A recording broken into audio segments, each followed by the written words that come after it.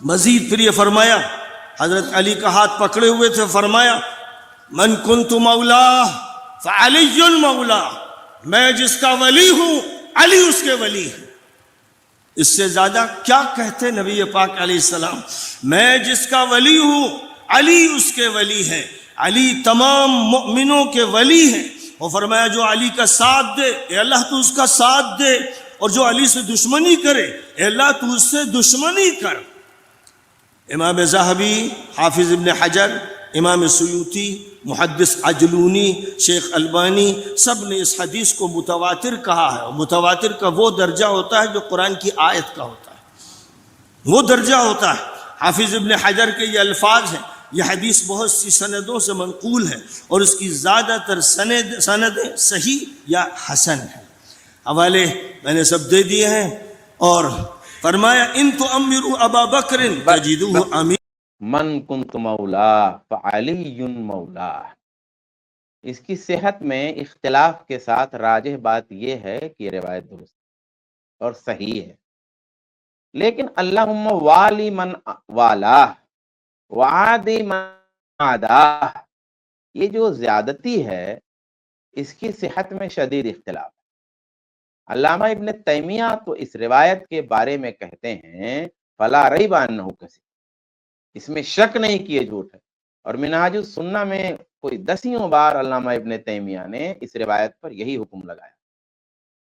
اسے صحیح ماننے کی صورت میں، جیسا کہ بہت سارے لوگوں نے صحیح بھی کہا ہے، تو صحیح ماننے کی صورت میں بھی وہ مفہوم اس روایت کا نہیں ہے جو روافظ یا خبیث یہ رافضی بیان کرنا چاہتا ہے۔ یہ دشمنی اگر دین کے سبب ہوگی تب یہ دشمنی عیب والی ہے، قادح ہے، اور اگر یہ کیا نام سے دوستی شریعت کے ضابطے میں ہوگی تب مفید ہے۔ اصول کیا ہے کہ یہ دشمنی حضرت علی رضی اللہ تعالیٰ عنہ سے دشمنی اگر دین کے سبب کوئی کرے، ان کے دین ان کے ایمان کی وجہ سے ان سے دشمنی کرے، ان کی خدمات کی وجہ سے کرے، ان کے امور خیر کی وجہ سے کرے، تو ظاہر سی بات ہے کہ پھر یہ دشمنی بہت خطرناک چیز ہے کسی آدمی کے سلسلے میں۔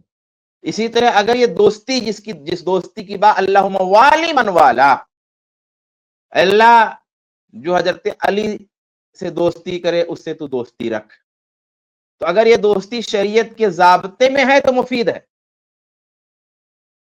ورنہ محبت بھائی تو انہیں بھی تھی جو حضرت علی کو الہ مانتے تھے، پرچار کیا، اور جو آج بھی یہی خیال رکھتے ہیں، یعنی حضرت علی کو اگر کوئی الہ مانتا ہے تو کیا وہ نفرت کی بنیاد پہ مانتا ہے؟ بھائی الہ ہے ہی محبت میں غلو کے سبب۔ محبت میں جو عیسیٰ علیہ السلام کو ابن اللہ مانتے ہیں تو کیا وہ دشمنی کی وجہ سے مانتے ہیں؟ جو عزیر ابن اللہ کہتے ہیں وہ کیا دشمنی کی وجہ سے کہتے ہیں؟ ہرگز نہیں، دوستی کی وجہ سے کہتے ہیں۔ تو کیا یہ دوستی مفید ہے؟ حضرت عیسیٰ علیہ السلام سے دوستی اور ان پر ایمان مفید ہے عیسائیوں کو؟ نہیں مفید ہے، کیونکہ شریعت کے ضابطے میں نہیں ہے۔ تو جو دوستی اور دشمنی کی بات کی گئی ہے نا، وہ یہ سلمانی دوستی اور دشمنی نہیں ہے اس بیان اور اس مفہوم کے لحاظ سے۔ اس دوستی اور دشمنی کا شرعی معیار ہے، اس لحاظ سے ہوگا۔ سیاسی اختلاف حضرت امیر معاویہ رضی اللہ عنہ کا اور سیدنا علی رضی اللہ عنہ کا ہوا، اور بھی اصحاب رسول کا ہوا حضرت علی رضی اللہ تعالی عنہ سے، وہ اختلاف ان کے لیے مضر نہیں ہے، ان کے لیے وہ نقصان دہ نہیں ہے، اور اس بد دعا میں وہ شامل نہیں ہے۔ موضوع کی تمام روایتوں کو سامنے رکھ کر کے یہی بات صحیح معلوم ہوتی ہے کہ جس طرح ہر محبت مفید نہیں ہے، اسی طرح ہر اختلاف یا طبعی دشمنی بھی مضر نہیں ہے۔ حضرت علی رضی اللہ تعالی عنہ سے انسانی تقاضوں کی بنیاد پر کسی کو اختلاف ہو گیا، کوئی حضرت علی سے ناراض ہو گیا، کوئی صدیق اکبر سے ناراض ہو گیا، کوئی عثمان غنی سے ناراض ہو گیا، انسانی بنیادوں پر، بشری طبیعتوں پر بہت سے واقعات صحابہ کے موجود ہیں روایات میں کہ معاملات میں ایک دوسرے سے تھوڑی سی ناراضگی ہو گئی، تو وہ ناراضگی، وہ چیز ان کے لیے مضر نہیں ہے، جس طرح سے دوستی روافظ کی حضرت علی سے ان کے لیے مفید نہیں۔ یہی معاملہ من کنت مولاہ کا بھی ہے کہ من کنت مولاہ فعلی مولاہ۔ اس روایت میں کیا ہے؟ اس روایت میں حضرت علی سے محبت کی، الفت کی تلقین کی گئی ہے، جیسا کہ اور دیگر صحابہ کو بھی آپ نے مولا کے لفظ سے یاد فرمایا ہے۔ اور بھی صحابہ ہیں جن کے بارے میں مولا کی تعبیر ملتی ہے، تو کیا مطلب وہاں مولا کا ہو جائے؟ یہی دوستی، محبت۔ بعض صحابہ نے چونکہ حضرت علی رضی اللہ تعالی عنہ سے اپنے اختلاف کا اظہار فرمایا، انہیں ممکنہ حد تک رسول گرامی نے تنہائی میں بھی سمجھایا، اور پھر مجمع عام میں بھی حضرت علی رضی اللہ تعالیٰ عنہ کی خصوصیت واضح کر دی تاکہ آئندہ اس قسم کا مسئلہ نہ پیش آئے۔ اب دیکھتے ہیں کہ اصل مسئلہ ہے کیا۔ یہ یہاں پر میں نے کہا تھا کہ ذرا ہم دیکھیں گے کہ مسئلہ اصل میں ہے کیا۔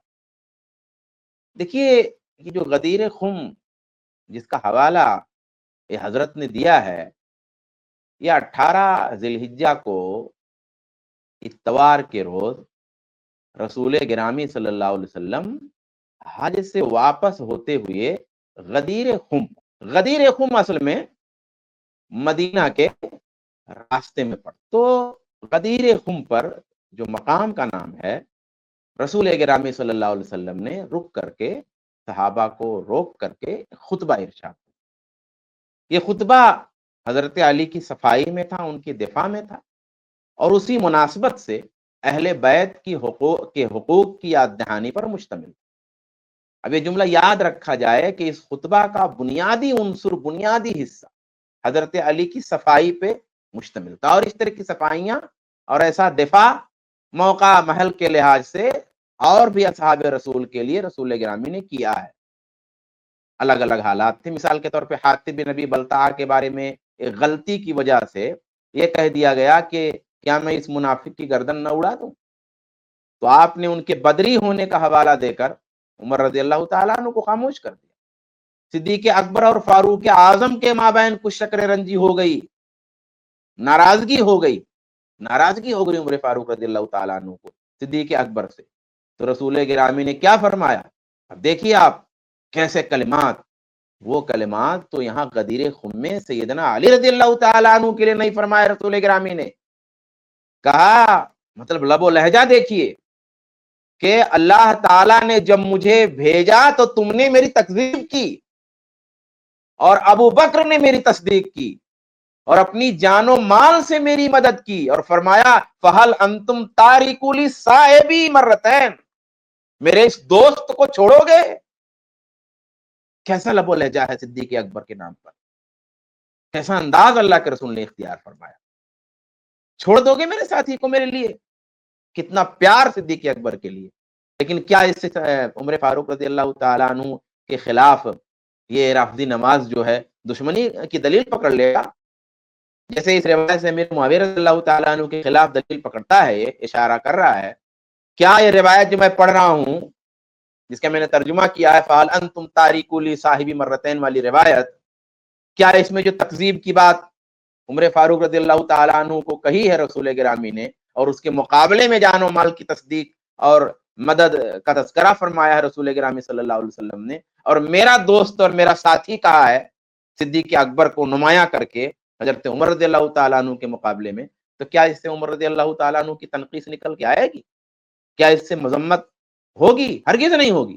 لیکن ظاہر سی بات ہے کہ جن کے دماغ میں ابلیس بیٹھتا ہے وہ ایسے ہی مطلب نکالتے ہیں۔ بہرکیف مقصود یہ ہے کہ سیدنا علی رضی اللہ تعالیٰ عنہ کے حوالے سے بھی میں نے جو ایک دو مثالیں پیش کی، اسی طرح کا مسئلہ پیدا ہو گیا تھا۔ اب خلاصہ کیا ہے اس کا کہ رسول گرامی نے مدینہ سے حجۃ الوداع کے لیے نکلنے سے پہلے ہی، یعنی حج سے واپسی میں خطبہ دیا، اور حج سے جب نکل رہے تھے تو اللہ کے رسول نے نکلنے سے پہلے ہی یمن کی طرف حضرت علی کو امیر بنا کر کے ایک سریہ بھیجا تھا، اور اس عمارت میں روایات کا خلاصہ جو ہے 3 طرح کی باتیں پیش آئی تھی۔ ایک بات یہ پیش آئی کہ مال غنیمت کی جو تقسیم تھی، اس تقسیم میں حضرت علی رضی اللہ تعالیٰ عنہ کے حصے میں ایک لونڈی آئی، اس سے حضرت علی رضی اللہ تعالیٰ عنہ نے استمتاع کیا، اس سے فائدہ اٹھایا۔ انسانی تقاضوں کے پیش نظر بعض صحابہ کو یہ چیز ذرا اچھی نہیں لگی۔ ایک چیز پیش آئی ہے۔ دوسری جو چیز پیش آئی، حج کا موقع تھا، حضرت علی رضی اللہ تعالیٰ عنہ نے کیا کیا کہ حج میں شرکت کے لیے اپنے ماتحتوں پر ایک صحابی کو ذمہ دار بنا دیا۔ اب جب لشکر مکہ سے قریب ہوا تو علی رضی اللہ تعالیٰ عنہ کیا دیکھتے ہیں کہ سب نے غنیمت والا کپڑا زیب دن کیا ہوا ہے، یعنی غنیمت کا جو کپڑا ہے وہ کپڑا یہ لوگ پہنے ہوئے ہیں۔ علی رضی اللہ تعالیٰ عنہ بڑے سخت ناراض ہوئے اور سب کے کپڑے اتروا دیے۔ تو آپ نے جو یہ سختی کی، تو اس سختی کی وجہ سے بھی تھوڑی سی ایک انسانی طبیعت ہوتی ہے کہ تھوڑی سختی جو ہوئی اس سے بھی تھوڑی تکلیف ہو۔ ایسے ہی ایک تیسرا معاملہ روایتوں میں ذکر کیا جاتا ہے کہ حضرت علی رضی اللہ تعالیٰ عنہ کے جو ساتھی تھے ان کے اونٹ تھک گئے تھے، تو انہوں نے مطالبہ کیا کہ بھائی صدقہ کے اونٹوں پر سواری کی اجازت دے دی جائے۔ بھائی اونٹ تو صدقہ کے ہیں ہی اور اللہ فی اللہ ہم لوگ نکلے ہوئے ہیں، لیکن آپ نے کیا کیا؟ انکار کر دیا۔ اب جب آپ واپس آئے تو آپ نے اندازہ لگا لیا، پتہ کر لیا کہ یہ لوگ صدقہ کے اونٹوں پر سوار ہوئے تھے، اور جب معلوم ہوا ہے آپ کو اور آپ نے پتہ لگا لیا، سب کو ڈانٹا، سب کو تنبیہ فرمائی، تو یہ بات بھی ان لوگوں کو ناگوار گزری۔ اب دیکھیے، یہ عورت کا مسئلہ ہے، یہ مال کے جو مسائل ہیں یہ بڑے کمزور ہوتے ہیں، بدگمانیاں بہت جلدی پیدا ہو جاتی ہیں۔ مثالیں موجود ہیں روایتوں میں، اللہ کے رسول صلی اللہ علیہ وسلم نے جو ہے آپ کی بیوی ملنے آئی تھی تو اللہ کے رسول نے کہا کہ دیکھ لو کہ یہ میری بیوی ہیں فلاں، اور آئی تھی ملنے کے لیے۔ تو یہ سب محلے جو ہے گمان چیزیں ہیں، بدگمانیاں اور طرح طرح کے گمان بہت جلدی مواقع پہ جنم لیتے ہیں۔ خود رسول پاک کو ایک خارجی نے کیا کہا تھا؟ اے دل یا محمد، انصاف کیجیے، قرآن میں کیا ہے وَمِنْهُمْ مَن يَلْمِزُكَ فِي الصَّدَقَاتِ۔ تو بلکہ ایک دفعہ خود انصار کو محبوبانہ اور محبانہ گلا پیدا ہو گیا اللہ کے رسول سے، ایک محبوبانہ، ایک محبت والی شکایت پیدا ہو گئی، تو اللہ کے رسول نے اس کو بھی دور فرمایا تھا۔ بڑا رقیق جو ہے، بڑا دل کو نرم کرنے والا خطبہ ارشاد فرمایا تھا اس موقع پر۔ تو ٹھیک یہی صورتحال جو مال اور عورت وغیرہ کے سلسلے میں اس طرح کی چیزیں پیش آ جاتی ہیں نا، یہی صورت حضرت علی کے ساتھ پیش آئی، بدگمانی تھوڑا لوگوں کو ہو گئی۔ دوسرا مسئلہ امارت کا۔ امارت میں کیا ہوتا ہے، ایک پہلو امیر کی ذمہ داریوں کا تو ہوتا ہے، لیکن اس سے بڑا پہلو اطاعت امیر کا ہوتا ہے۔ حتیٰ کہ عام ذمہ داریوں کے سلسلے میں بھی یہ چیز بہت اہم ہے۔ اسی لیے قرآن و سنت میں جہاں اجتماعی نظم کا معاملہ ہے، وہاں اطاعت امیر پر بڑا زور دیا گیا ہے، اطیعوا اللہ واطیعوا الرسول واولی الامر منکم۔ سیرت کی کتابوں میں جب آپ دیکھیں گے نا، تو وہ صحابہ جو ہمارے رسول سے بہت قریب تھے اور کسی نہ کسی حوالے سے آپ کی جانب سے امارت سنبھالتے تھے، ذمہ دار ہوتے تھے، آپ ان کے بارے میں گرفت ہوتی تھی، ان کی اپنے استر پر، اپنے معیار پر، اپنی سطح پہ آپ گرفت کرتے تھے، لیکن جیسے گرفت کرتے تھے نا، ویسے اللہ کے رسول اپنے عمرا کے سلسلے میں بڑے حساس بھی تھے۔ صدیق اکبر کی بعض لوگوں نے شکایت کی تو آپ نے رد فرما دیا۔ یہی صورتحال سیدنا علی رضی اللہ تعالیٰ عنہ کے ساتھ تھی۔ تو گویا دو باتیں، ایک مالی مسئلہ تھا، ایک امارت کا مسئلہ تھا۔